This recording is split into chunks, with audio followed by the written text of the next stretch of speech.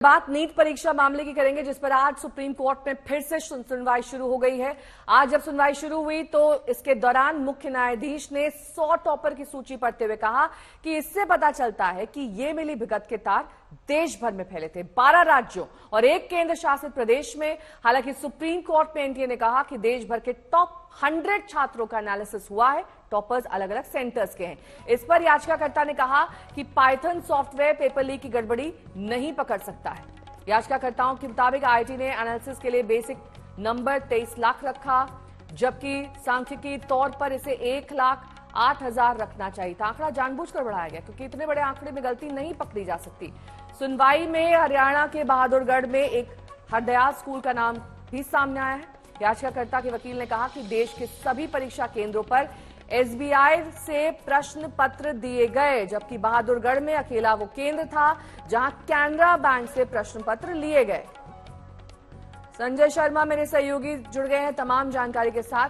संजय, देखिए डिटेल्स में और बारीकी से अब जब अध्ययन किया जा रहा है तो कई लूपहोल सामने आ रहे हैं। किस बैंक से प्रश्न पत्र जारी किया गया, कहां किस सेंटर पर गड़बड़ी हुई, किस तरीके से तमाम अन्य एनालिसिस जब किए गए, तो ऐसे गड़बड़ियां सामने आ रही हैं जो बारीकी से जब अध्ययन किया जाएगा तभी पकड़ में आएंगी। क्योंकि शुरुआती तौर पर तो एनडीए ने नकार ही दिया था कि बड़ी फेयर तरीके से परीक्षा हो रही है, लेकिन ऐसा नहीं है। इन्हीं सारी चीजों के लिए किसी ने लिखा था कि इब्तिदाई इश्क है रोता है क्या, आगे आगे देखिए होता है क्या। जब से शुरू हुआ ये मामला तब से कुछ न कुछ खुलासा चल ही रहा है।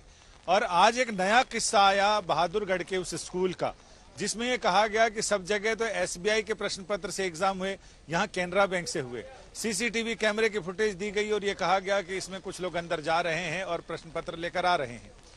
इसके अलावा और भी कई जगह की चीजें सामने आ रही हैं। कोर्ट ने कहा कि फिलहाल इसलिए 1,08,000 जितनी सीटें हैं उस पर अगर हम इसको मामले को बेस्ड रखते हैं तो कोर्ट ने पूछा है, और कोर्ट ने यह भी पूछा कि सेंटर छात्र जब ऑनलाइन फॉर्म भरते हैं तो क्या वो सेंटर चुनते हैं या शहर। इस पर एनटीए की तरफ से कहा गया कि वो सिर्फ शहर चुनते हैं और सेंटर का फैसला एनटीए करता है, जो एग्जाम के 2 या 3 दिन पहले एडमिट कार्ड रिलीज करते समय सेंटर तय होते हैं। कोर्ट ने कई सारे आंकड़े मांगे हैं, जिन आंकड़ों का जिक्र अब भोजनावकाश के बाद जब मामले की सुनवाई शुरू होगी तब उस पर बातचीत की जाएगी। कोर्ट ने कहा है कि जितने टॉपर हैं, टॉपर्स की 100 टॉपर्स की सूची पढ़ते हुए कोर्ट ने कहा कि ये कई राज्यों में है, एक सेंटर के नहीं है, अलग अलग शहरों के हैं। अब इनका क्या मायना निकाला जाए और इसमें क्या सवाल जवाब होंगे, ये तो बस अब सुनवाई होगी उसमें सामने आ जाएगा। लेकिन ये जरूर है कि 12 राज्यों और एक यूटी में ये तमाम लोग हैं, तो अब उसकी एनालिसिस होगी। क्योंकि सुनवाई के समय यह भी कहा गया याचिकाकर्ताओं की तरफ से कि इतना बड़ा डेटाबेस बना दिया है एनटीए ने, उसमें छोटी चीजें पकड़ में ही नहीं आ सकेंगी। इन बड़े बड़े डेटाबेस में छोटी छोटी घटनाएं ऐसी हो जाएंगी कि वो कोई पकड़ नहीं सकता है। इसलिए जब थोड़ी सी रेत से अगर सोना निकालना हो तो आदमी निकाल सकता है, लेकिन समंदर के पास की रेत में अगर थोड़ा सोना हो तो कैसे छाना जाए। तो इसलिए ये मुश्किल है। अब ये देखना होगा कि कोर्ट कौन से डेटाबेस पर भरोसा करता है और किस डेटाबेस को लेकर आगे सुनवाई आगे बढ़ती है। यह भी भविष्य के गर्त में है, लेकिन बस थोड़ी देर में पता चल जाएगा। ये जो पाइथन सॉफ्टवेयर का जिक्र किया गया है याचिकाकर्ता की ओर से, इससे गड़बड़ी क्यों नहीं पकड़ में आएगी? क्या आप जानकारी दे सकते हैं क्या है ये सॉफ्टवेयर, कैसे पकड़ता है गड़बड़ी? पाइथन कोई भी सॉफ्टवेयर है तो उसके लिए इनका यह कहना है कि डेटाबेस अगर कम हो तो उसमें गड़बड़ी पकड़ी जा सकती है। इस पर कोर्ट ने कहा कि हमें इसको 1,08,000 को बेस करके चलना चाहिए, क्योंकि इतने ही सीटें हैं सरकारी मेडिकल कॉलेजेस में, 1,08,000, और उसी के आधार पर हमें इस पर आगे बढ़ना चाहिए। कोर्ट ने 2-3 बार सुनवाई के दौरान इस पर किया कि लेट्स फोकस ऑन 1,08,000।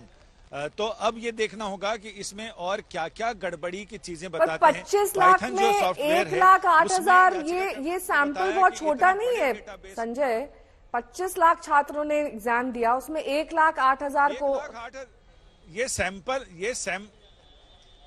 ये सैंपल नहीं है, ये 1,08,000 टोटल सरकारी मेडिकल कॉलेजेस में सीटें हैं जिन पर एडमिशन होना है। और ये भी कहा गया कि कोर्स छोटा हो गया और उम्मीदवार बढ़ गए, इसलिए इतने लोग पास हो गए। लेकिन याचिकाकर्ताओं ने कहा कि कोर्स छोटा भी हुआ और कहीं बड़ा भी है, बढ़ाया भी गया कोर्स, इसलिए ये दलील देना गलत है। और बहुत सारी ऐसी चीजें हैं जिनका जिक्र एनटीए की रिपोर्ट में नहीं किया गया है, उनका रिपोर्ट होना चाहिए था। ये हरियाणा का मामला आया है और भी कई सारे ऐसे मुद्दे हैं जिनका जिक्र इस रिपोर्ट में कहीं भी नहीं है, जबकि वो जिक्र होने के बिना रिपोर्ट अधूरी है। रिपोर्ट पर सवाल उठाए गए, रिपोर्ट तैयार करने वाली टीम के ऊपर सवाल उठाए गए, तो ऐसे बहुत सारे ऐसे मसले हैं जिन सवालों के जवाब मिलने बाकी हैं।